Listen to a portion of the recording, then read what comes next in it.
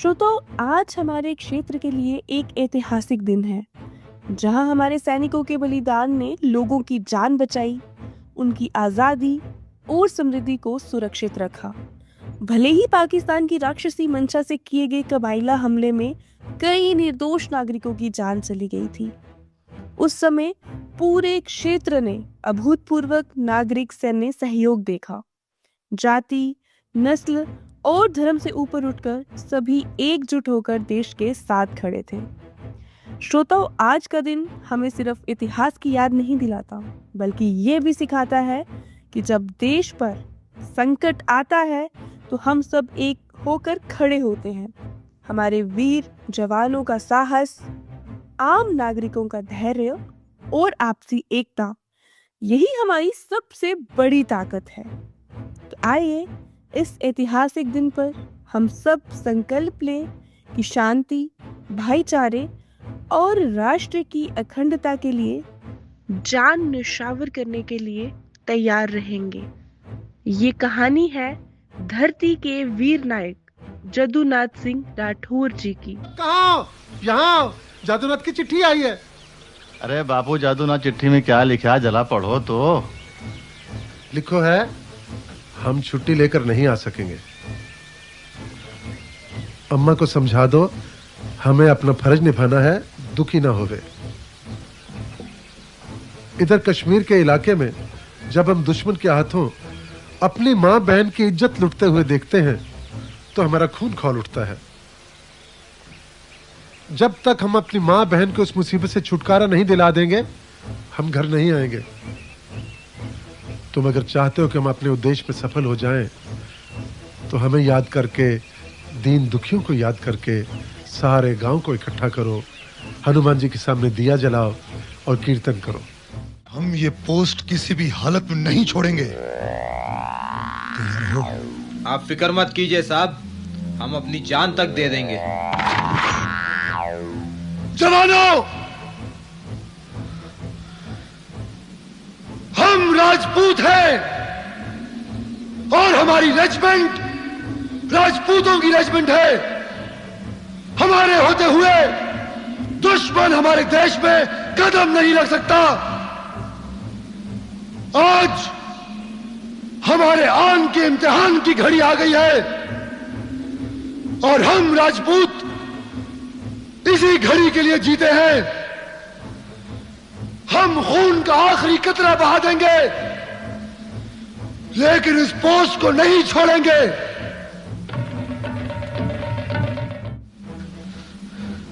साहब, हमारे बहुत से जवान मर चुके हैं, अब बस हम गिने चुने रह गए और गोलियां भी खत्म हो रही हैं। हमारे जो साथी वीर गति को पहुंच गए हैं, वे अपना फर्ज निभा गए हैं। भगवान सिंह, अब देश पर शहीद होने की हमारी बारी है।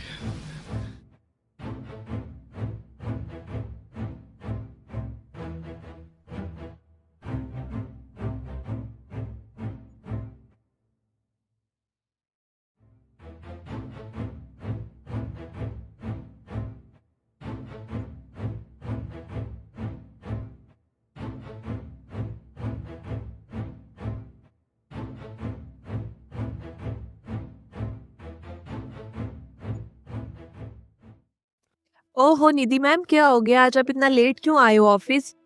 अरे अदीबा, क्या ही बताऊं। आपको पता है, आज लंबेड़ी से लेकर नौशहरा और ये पूरे इलाके में इतना ज्यादा ट्रैफिक जैम था ना। Traffic jam? मैम, आज तो कुछ है ही नहीं है, कोई दिन भी नहीं है, बड़ा फिर क्यों आज इतना ट्रैफिक जाम था? कोई आरटीओ बैठा था क्या रास्ते में? अरे नहीं, आपको नहीं पता, आज नौशहरा डे है और मेरे ख्याल से वो सारी गाड़ियां, वो सारे लोग नौशहरा डे मनाने जा रहे थे, क्योंकि सबका रुख नौशहरा से अंदर की तरफ था। नौशहरा डे? मैंने तो नहीं सुना कोई नौशहरा डे होता है। राजौरी डे तो मैंने सुना है, लेकिन नौशहरा डे आप मुझे बताएंगे क्या होते हैं नौशहरा डे और क्यों मनाया जाता है? हाँ हाँ बिल्कुल, क्यों नहीं। तो अदीबा सुनो, नौशहरा डे जो है वो जितनी भी बैटल्स हुई हैं, उसमें जितने भी हमारे वीर जवान वीर गति को प्राप्त हुए हैं, उनकी रिमेम्बरेंस में जो है वो नौशहरा डे मनाया जाता है। मैम, मेरे सब हाल में तो कोई हुई नहीं लड़ाई, नौशहरा में ना राजौरी में, तो फिर आप कौन सी लड़ाई की बात कर रहे हो? अरे मैं बात कर रही हूँ 1947 और 48 की बैटल की। अदीबा, क्या आप जानते हो भारत पाकिस्तान की 1947 और 48 की लड़ाई में राजपूत रेजिमेंट को मिला 1 परमवीर चक्र, 2 महावीर चक्र, 11 वीर चक्र और 9 मेंशन इन डिस्पैच। ओह अच्छा, तो आप मुझे बताएंगे कि ऐसा क्या हुआ था जिसकी वजह से नौशहरा डे मनाया जाता है? जी बिल्कुल, मैं आपको बताती हूँ कि नौशहरा में एक धार थी जिसका नाम है ताई धार। वहां पर हमारे बहुत सारे वीर जवान जो है वो शहीद हुए और उनमें से ही एक कहानी मैं तुम्हें आज सुनाऊंगी। हाँ बिल्कुल। मैं आपको आज कहानी सुनाऊंगी नाइक जद्दूनाथ सिंह जी की। नाइक जद्दूनाथ सिंह जी की? मैम कहानी तो मैं सुनूंगी, लेकिन उससे पहले आप मुझे बताएंगे कि नाइक क्या होता है? हाँ अदीबा, बहुत अच्छा सवाल पूछा आपने। ऑनेस्टली बताऊं तो अदीबा, मुझे भी प्रॉपरली ये रैंक्स के बारे में इतना जानकारी नहीं है कि नाइक क्या होता है, लेकिन हाँ मेरी पहचान के एक वीर जवान हैं जिनका नाम है ऑर्डिनरी कैप्टन बलराज सिंह जी। तो चलिए उनसे क्यों ना पूछा जाए, उन्हें तो जरूर पता होगा नाइक क्या होता है और अलग अलग रैंक्स के बारे में।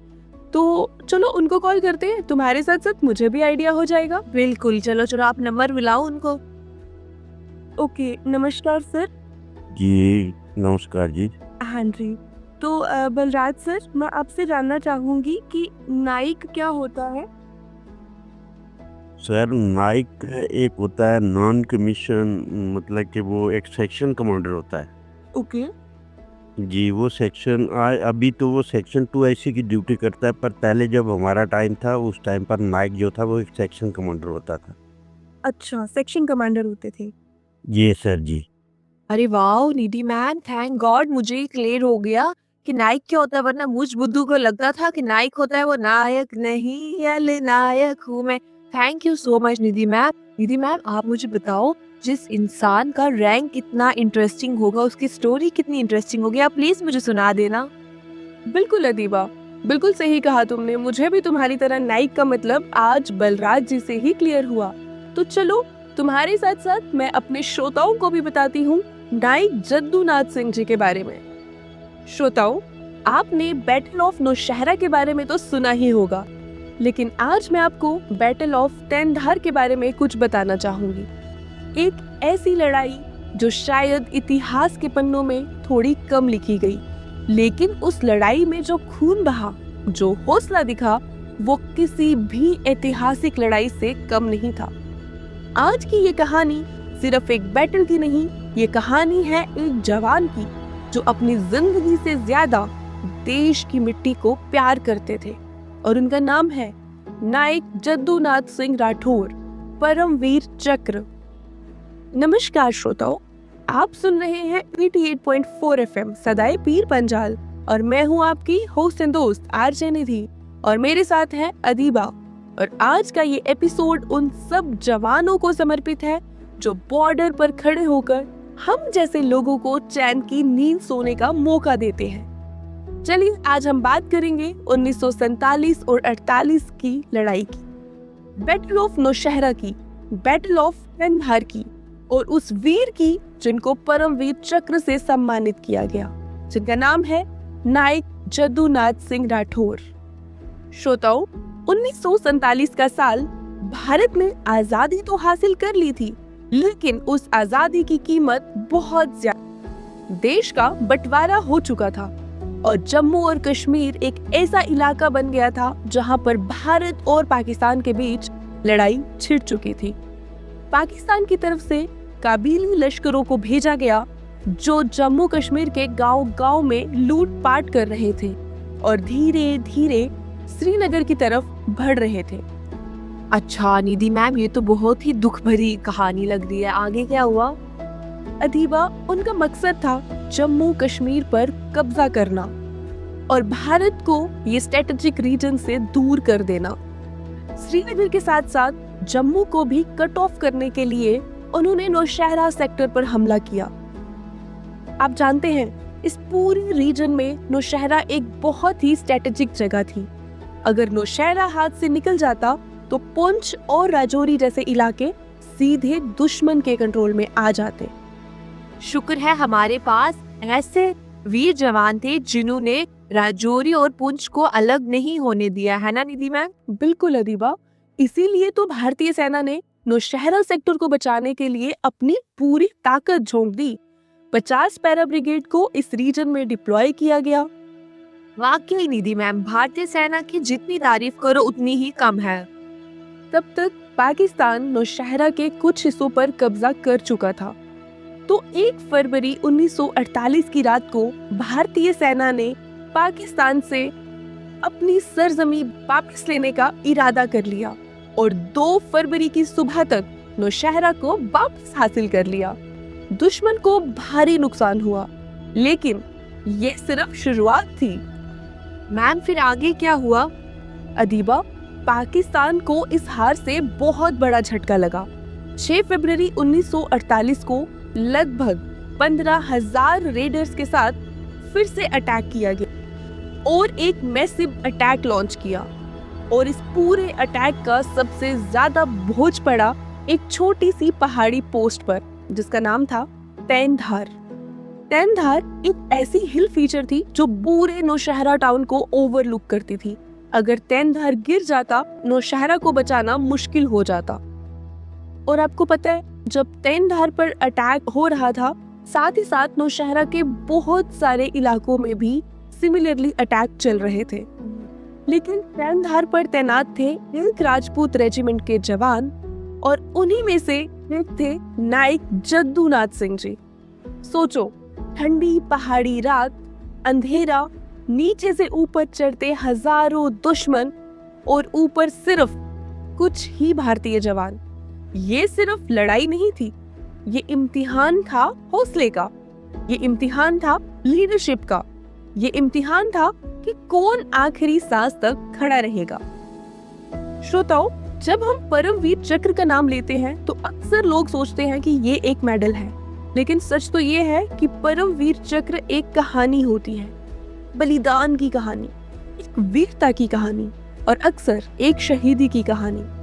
परमवीर चक्र भारत का सबसे बड़ा वीरता पुरस्कार है। ये उस जवान को दिया जाता है जो दुश्मन के सामने असाधारण बहादुरी और वीरता का प्रदर्शन करे, चाहे उनके लिए उन्हें अपनी जान ही क्यों न देनी पड़े। इस मेडल की कीमत सिर्फ मेडल और रिबन में नहीं होती, इस मेडल की कीमत होती है एक माँ के आंसुओं में, एक पिता के टूटे हुए सपनों में, एक परिवार के खाली घर में। नाइक जद्दूनाथ सिंह जी को परमवीर चक्र मरणोपरांत दिया गया, यानी उनके बलिदान के बाद। और जब उनके पिता को ये मेडल दिया गया, वो मात्र एक गहरे दर्द का पल नहीं था, ये उनके लिए एक उच्च सम्मान का पल था। अरे निधि मैम, ये सुनकर तो मेरा दिल ही भर आया और मेरी आंखों में आंसू आ गए। निधि मैम सोचो, मतलब अभी आप जब मुझे सुना रही थी, मैं ये सोच रही थी उस बूढ़े बाप के बारे में। एक तरफ उसने अपना जवान बेटा खोया और दूसरी तरफ उसके हाथ में वो मेडल जो उसके बेटे को दिया गया। एक तरफ से वो गर्व भरा बाप और दूसरी तरफ से अपने बेटे को खोने का दुख। मुझे तो रोना आ गया सच में। तुम जानती हो अदीबा, जब उन्हें ये परमवीर चक्र प्रदान किया गया तो उन्होंने अपनी स्पीच में बताया कि उनका सीना आज गर्व से चौड़ा हुआ। उनके 7 बेटे थे, जिनमें से एक जद्दूनाथ सिंह जी थे। ओह अच्छा, फिर आगे क्या हुआ? हाँ अदीबा, मैं बिल्कुल आपको बताऊंगी कि आगे क्या हुआ, लेकिन उससे पहले मैं ये जरूर बताना चाहूंगी कि हर परमवीर चक्र के पीछे एक ऑफिशियल साइटेशन होती है जो बताती है कि किस तरह उस जवान ने अपनी जान की परवाह किए बिना देश के लिए लड़ाई लड़ी। नाइक जद्दूनाथ सिंह की साइटेशन सिर्फ एक मिलिट्री डॉक्यूमेंट नहीं है, ये एक कहानी है छोटी सी पोस्ट की, जहां सिर्फ 9 जवान थे और सामने हजारों दुश्मन। ये साइटेशन बताती है कि कैसे पहले हमले को रोका गया। निधि मैम, जहां दूसरी तरफ हजारों दुश्मन थे, वहां हमारे भारत के सिर्फ 9 जवान ही क्यों? हाँ अदीबा, ये तो मुझे भी नहीं पता कि एक तरफ हजारों दुश्मन और हमारे जो यहाँ की पोस्ट थी तैनधार की, वहाँ पर सिर्फ 9 जवान। चलो एक बार फिर से रिटायर्ड ऑर्डिनरी कैप्टन बलराज जी से जानते हैं कि आखिर ऐसा क्यों था। तो सर, सेक्शन कमांडर क्या होता है?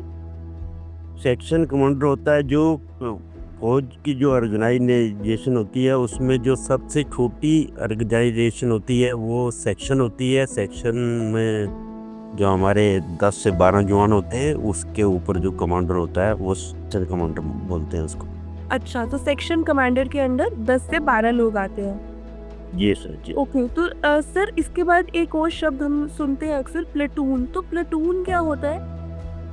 प्लाटून भी एक ऑर्गेनाइजेशन में ही प्लाटून आती है जिसमें कि एक प्लाटून कमांडर, एक प्लाटून हवलदार और उसमें 3 सेक्शन कमांडर होते हैं। प्लाटून जो है ये कंपनी का एक छोटी जो फाइटिंग ग्रुप होता है उसको एक प्लाटून बोलते हैं जिसमें 35 से 36 आदमी होते हैं सर। अच्छा, प्लेटून के अंदर 35 से 36 आदमी आते हैं। जी जी।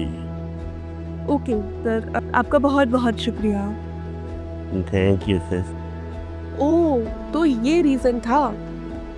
तो ये एक्सप्लेनेशन बताती है कि कैसे पहले हमले को रोका गया, कैसे दूसरे हमले में जख्मी होने के बाद भी लीडरशिप दिखाई गई, और कैसे तीसरे और आखिरी हमले में सारे जवानों के शहीद हो जाने के बाद भी जवान ने अकेले ही दुश्मन पर चार्ज कर दिया। तो आज के इस शो में हम इस साइटेशन को पूरी तरह सुनेंगे आने वाले कुछ पलों में, बिल्कुल एज इट इज, ताकि आप खुद महसूस कर पाए कि उस वक्त उस जवान ने किस लेवल का हौसला दिखाया होगा। मैम, नाइक जी के बारे में तो मैंने सुन लिया और देखा कि इन्होंने कैसे क्या किया, लेकिन आप मुझे बताओ, क्या वो नौशहरा के थे? तभी उनके नाम पर नौशहरा डे मनाया जाता है? नहीं अदीबा, मैं बताती हूँ। नाइक जदुनाथ सिंह जी का जन्म 21 नवंबर 1916 को उत्तर प्रदेश के शाहजहांपुर डिस्ट्रिक्ट के खजूरी गांव में हुआ था। गांव की मिट्टी में पले बड़े जदुनाथ सिंह जी एक गरीब किसान परिवार से थे। उनके पिता बीरबल सिंह राठौर एक छोटे किसान थे जो अपने बच्चों को मेहनत और ईमानदारी का सबक देते थे। जदुनाथ सिंह 8 बच्चों में से एक थे। स्कूल की सुविधा तो ज्यादा नहीं थी, मात्र क्लास 4 तक ही वो पढ़ पाए। उसके बाद वो खेतों में काम करते थे। लेकिन तुम्हें पता है, उनके अंदर एक अलग ही जुनून था। गांव के लोग कहते थे कि जदुनाथ सिंह जी बचपन से ही पहलवानी के चैंपियन थे और गलत चीजों के खिलाफ खड़े हो जाते थे। आपको पता है, उनको लोग प्यार से हनुमान, भगत, बाल ब्रह्मचारी भी बुलाते थे, क्योंकि उनका चरित्र मजबूत था और उन्होंने कभी शादी नहीं की। यहीं से शुरू हुई थी एक साधारण लड़के की असाधारण कहानी। लेकिन अदीबा, काम करते हैं जना, उनके घर पर संपर्क करते हैं और उनके फैमिली मेंबर से जानते हैं कि नाइक जदुनाथ सिंह जी के बारे में वो हमें क्या बताते हैं। हेलो, नमस्कार सर, मेरी बात पप्पू जी से हो रही है? हाँ जी। हाँ जी सर, मैं रेडियो स्टेशन सदाई पीर पंजाल 88.4 से निधि शर्मा बात कर रही हूँ। अच्छा। जी जी सर, आज यहाँ हमारे खिताई पीर पंजाल में नौशहरा डे मनाया जा रहा है, हाँ। जिसमें नाइक जद्दूनाथ जी का एक अहम रोल है। सर, उनकी रिमेम्बरेंस में ये दिन हम मना रहे हैं, तो मुझे आपसे जानना था, आप उनके ग्रैंडसन हैं सर? हाँ जी, वो हमारे ग्रैंडफादर थे। जी। वो 7 भाई थे। वो तर ब्रह्मचारी थे, उन्होंने शादी की नहीं थी और बजरंगबली के पुजारी थे और पहलवानी करते थे। हाँ जी। और गंगा के डेली नहावरिया से नहाते थे गंगा जी के लिए।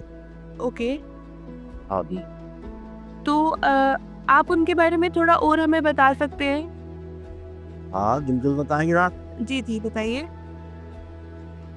उनको जब वो बचपन में थे तो उनका यही था हिसाब किताब। लोग बाग बड़े बूढ़े वो बता रहे थे कि वो उनके जो बराबर के थे, उनसे जो छोटे थे, उन लोगों को यही सिखाते थे, पहलवानी करो, कायदे से रहो, बजरंगबली की सेवा कीजिए, नहाओ धो, गंगा जी के स्नान कीजिए, सभ्यता से बोलिए, तुम्हारा भविष्य बनेगा। और उन्होंने शादी नहीं की थी, वो तो ब्रह्मचारी थे। जी जी। और यही सब बातें हैं। राजपूत सेंटर फतेहगढ़ में जब एक लेडी दूसरे देश से आई, उसने वहाँ कुश्ती मारी, तो कमांडर साहब ने पूरे अरेंज किया अपने डिपार्टमेंट, कोई जवान ने हाँ नहीं किया कि साहब हम कुश्ती नहीं लड़ेंगे, वो औरत बहुत तगड़ी है और गिर गए तो हमारी बेइज्जती होगी।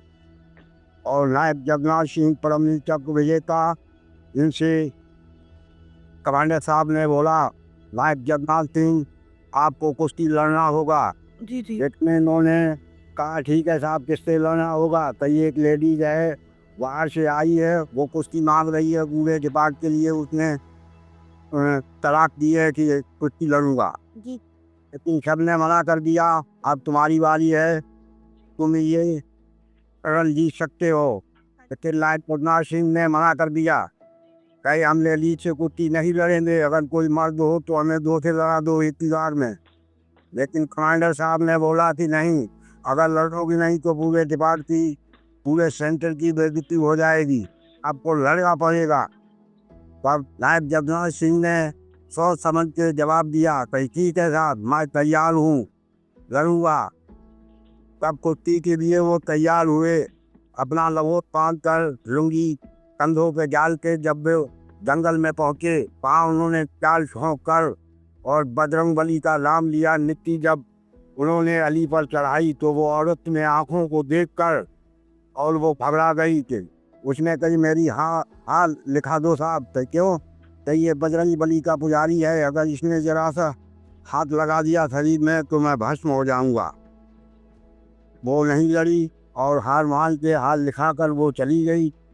कमांडर साहब ने उसी समय नायक जगन्नाथ सिंह को खुश होकर, उनका 1 किलो दूध था, उनके लिए 2 किलो का जितना पियो तुम्हारा दूध मिलेगा, दूध पीजिए। नायक जगन्नाथ सिंह मीट मछली चिकन कुछ नहीं खाते थे, नकारात्मक बीड़ी पान गुटखा कुछ नहीं खाते पीते थे, बिल्कुल शाकाहारी और ब्रह्मचारी थे वो।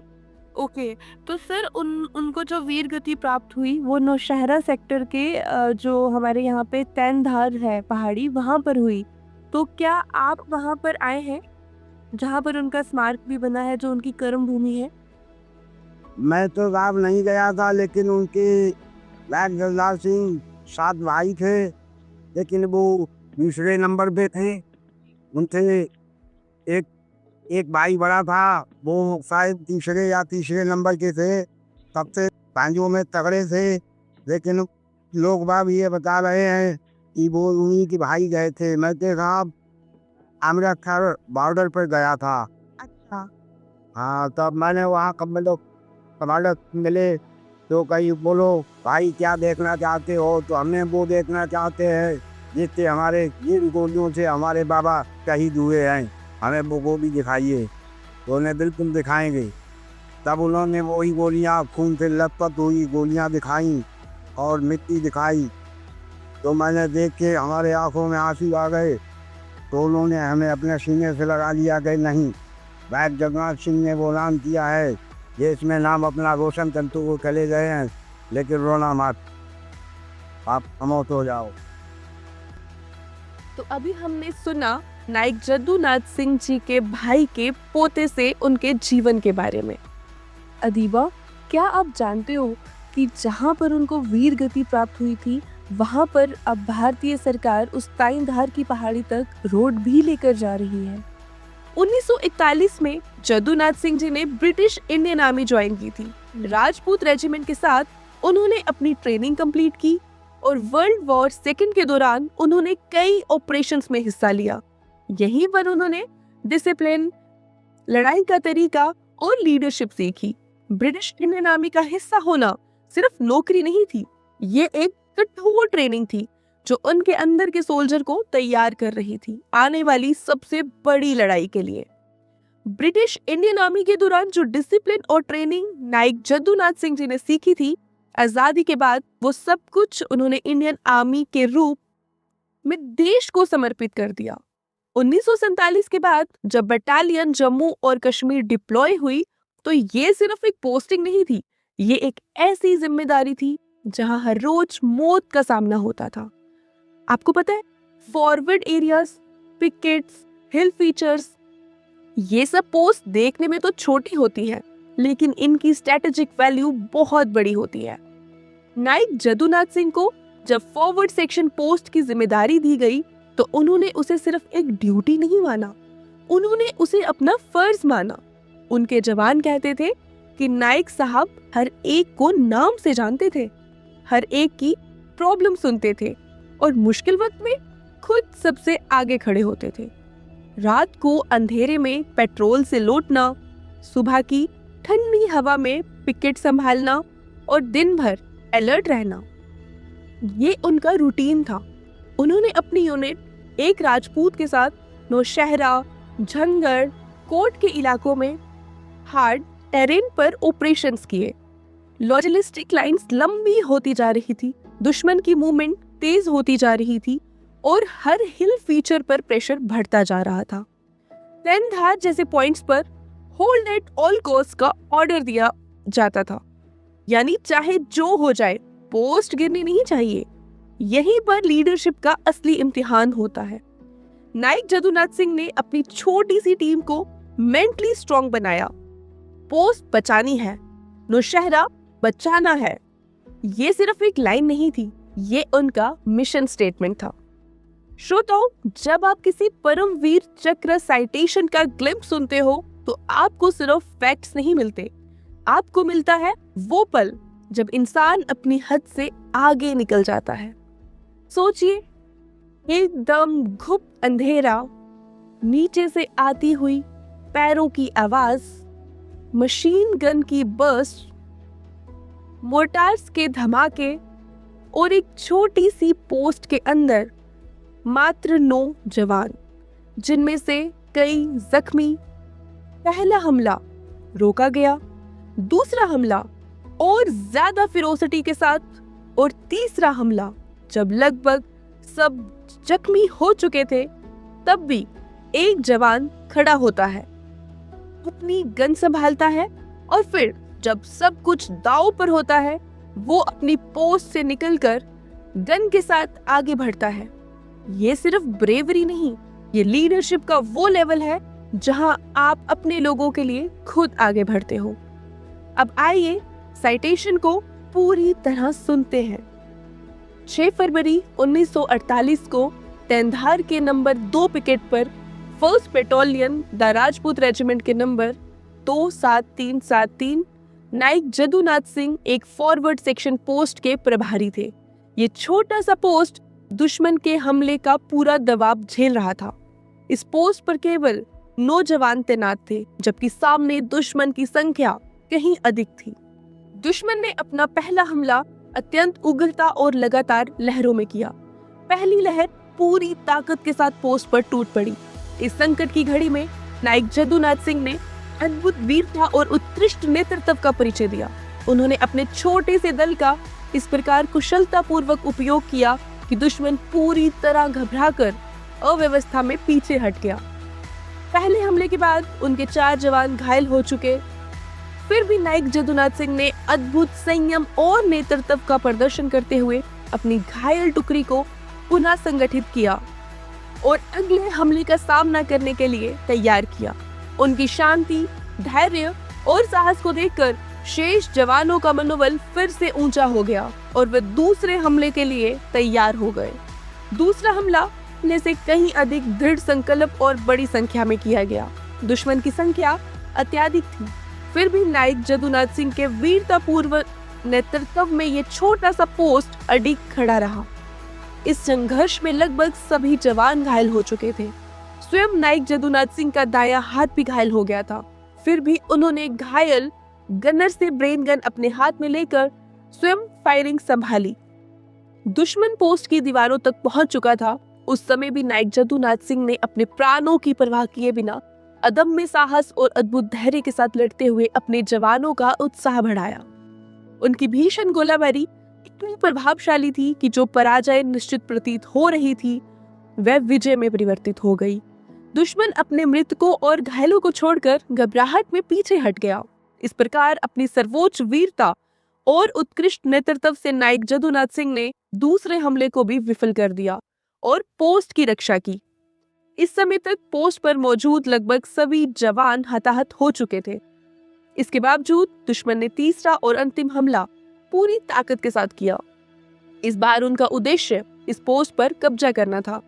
अब नायक जदुनाथ सिंह स्वयं भी गंभीर रूप से घायल थे, फिर भी उन्होंने तीसरी बार लगभग अकेले ही मोर्चा संभाला। अपनी अद्वितीय वीरता और अदम्य साहस के साथ वे संगीन सहित बाहर निकले और स्टेन गन से फायरिंग करते हुए दुश्मन की ओर बढ़े। आगे बढ़ते हुए उन्होंने दुश्मन पर एक अद्भुत एकल आक्रमण किया। इस अप्रत्याशित आक्रमण से दुश्मन पूरी तरह पीछे हट गया, किंतु इस तीसरे और अंतिम आक्रमण में नायक जदुनाथ सिंह वीर गति को प्राप्त हुए, जब उनके सिर और सीने में 2 गोलियां लगी। इस प्रकार दुश्मन पर अकेले धावा बोलते हुए इस नॉन कमीशन्ड ऑफिसर ने वीरता और बलिदान का सर्वोच्च उदाहरण प्रस्तुत किया। उनके इस बलिदान ने न केवल उनकी सेक्शन को बल्कि पूरे पिकेट को उस अत्यंत नाजुक क्षण में दुश्मन द्वारा रौंदे जाने से बचा लिया और नौशहरा की रक्षा के इस युद्ध में निर्णायक मोड़ पर विजय सुनिश्चित की।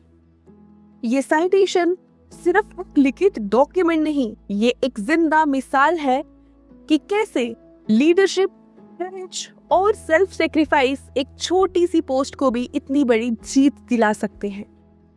कांधार बच गया, नौशहरा बच गया और इसके साथ पूरा डिफेंसिव लाइन स्टेबल हुआ। कांधार की पोस्ट पर जब पाकिस्तान का हमला हुआ और सारे जवान शहीद हो गए, तब अकेले नायक जदुनाथ सिंह जी ने दुश्मनों को रोक के रखा। तब तक ब्रिगेडियर उस्मान ने वक्त पर रीइंफोर्समेंट भेजे और एनिमी को डिसिसिव सेटबैक मिला। अगर कांधार गिर जाता तो नौशहरा अनटेनेबल हो जाता और पूरा सेक्टर खतरे में आ जाता। और उसी समय नौशहरा सेक्टर में और ग्रुप खड़ा हुआ जिसका नाम है बाल सैनिक। उस समय रिसोर्सेज कम थे, टाइम कम था और लॉजिस्टिक चैलेंजेस थे। जदुनाथ सिंह जी का बलिदान इस पूरे बैटल का टर्निंग पॉइंट बना। उनकी शहीदी के बाद उन्हें परम वीर चक्र मरणोपरांत से सम्मानित किया गया। 1950 में राष्ट्रपति के हाथों ये सम्मान उनके परिवार को मिला।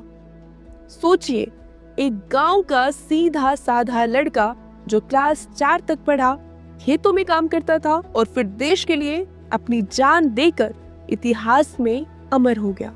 उनका नाम सिर्फ रेजिमेंटल रिकॉर्ड्स में नहीं, हर उस दिल में जिंदा है जो वीरता और बलिदान की कीमत समझते हैं। श्रोताओं, आज की कहानी सिर्फ एक बैटल की नहीं थी, ये कहानी थी फर्ज की, ये कहानी थी लीडरशिप की, ये कहानी थी सेल्फ सेक्रीफाइस की।